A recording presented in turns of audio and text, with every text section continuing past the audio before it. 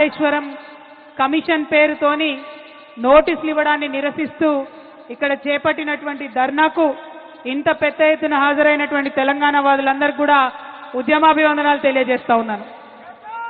తెలంగాణ జాగృతి నుండి మరి ధర్నా చేస్తామని ప్రభుత్వానికి మేము రిక్వెస్ట్ చేసినాం. పోలీసు వాళ్ళు పర్మిషన్ ఇచ్చిండ్రు. కానీ అయినా మరి ఎందుకంత భయమో వెనుక కూర్చుంటున్నటువంటి ఆడబిడ్డల్ని కూడా పోలీసు వాళ్ళు డిస్టర్బ్ చేయడం అవసరం లేదు. దయచేసి కోఆపరేట్ చేయండి. విత్ పర్మిషన్ చేస్తున్నాం ధర్నా, మేము ఉట్టిగా చేస్తలేము. రెండవది, జిల్లాల నుండి వచ్చేటటువంటి మా నాయకుల్ని మీరు బైండ్ ఓవర్ కావాలని చెప్పి బలవంతంగా పోలీస్ స్టేషన్లకు తీసుకెళ్లడం, మంచిర్యాల్ మా పెద్దపల్లి జిల్లా అధ్యక్షుని అట్లానే మా కందుల ప్రశాంత్ని ఇట్లాంటి వాళ్ళందరినీ మంచిర్యాల్ రామగుండ జిల్లాల్లో మరి బైండ్ ఓవర్ కావాలని ఫోర్స్ చేస్తున్నటువంటి కండెం సురేష్ గారిని అందరినీ కూడా అరెస్ట్ చేస్తూ ఉన్నారు. ఇది కరెక్ట్ కాదు. ప్రభుత్వం పర్మిషన్ ఇస్తే ప్రజాస్వామ్యం ప్రజాపాలన అని చెప్పుకుంటున్నారు. మా వాయిస్ వినిపించనియాలి. అంత భయం అయితే పర్మిషన్ ఇవ్వకండి. ఎందుకోసం భయపడుతున్నారు ఇవాళ ముఖ్యమంత్రి గారు కానీ ప్రభుత్వం కానీ? ఎందుకంటే మీరు చేస్తున్నది 100% తప్పు అన్న విషయం మీకు తెలుసు. ప్రజాక్షేత్రంలో మేము మిమ్మల్ని ఎండగడతామన్న విషయం తెలుసు. అందుకే ఇవాళ చేస్తున్నటువంటి ప్రజాస్వామ్యబద్ధంగా చేస్తున్నటువంటి ధర్నాను మీరు అడ్డుకోవాలని చూస్తూ ఉన్నారు. ఊరుకునేది లేదు.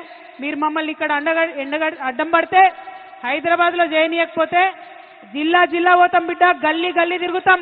మీరు చేస్తున్నటువంటి అన్యాయాన్ని వివరించి చెప్తామని కూడా ఈ సందర్భంగా ప్రభుత్వాన్ని మేము హెచ్చరిక చేస్తా ఉన్నాం. ఏం తప్పు చేసిరు కేసీఆర్ గారు?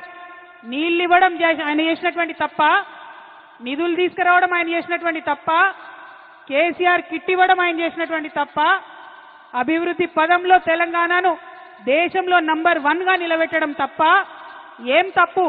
ఎందుకోసం నోటీసులు ఇచ్చిరని ఇవాళ తెలంగాణ జాగృతి తరఫున, యావత్ తెలంగాణ సమాజం తరఫున నేను కాంగ్రెస్ ప్రభుత్వాన్ని ప్రశ్నిస్తా ఉన్నాను.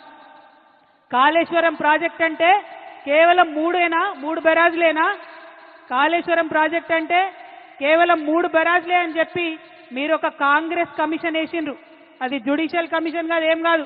కేవలం అదొక రాజకీయ కమిషన్, కాంగ్రెస్ కమిషన్. అది 21 పంప్ హౌజ్లు ఉన్నాయి కాళేశ్వరంలో, 15 రిజర్వాయర్లు ఉన్నాయి, 200 కిలోమీటర్ల పైచిల్కు టన్నెళ్లున్నాయి, 1500 కిలోమీటర్ల పైచిల్కు కాలువలున్నాయి.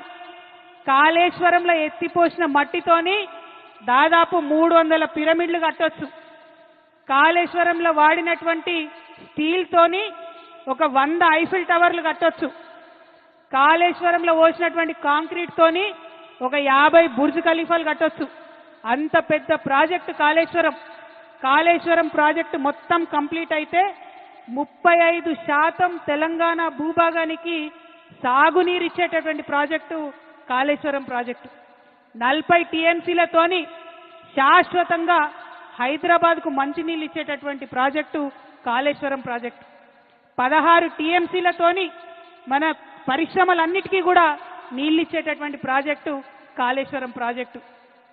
ఇన్ని ప్రయోజనాలు ఉన్న ప్రాజెక్టు, ఒక నదిని మొత్తం ఎత్తిపోసినటువంటి ప్రాజెక్టు, ఎక్కడో 90 మీటర్ల అడుగున ఉండే నీళ్లను 630 మీటర్ల పైకి ఎత్తిపోసేటటువంటి ప్రాజెక్టు.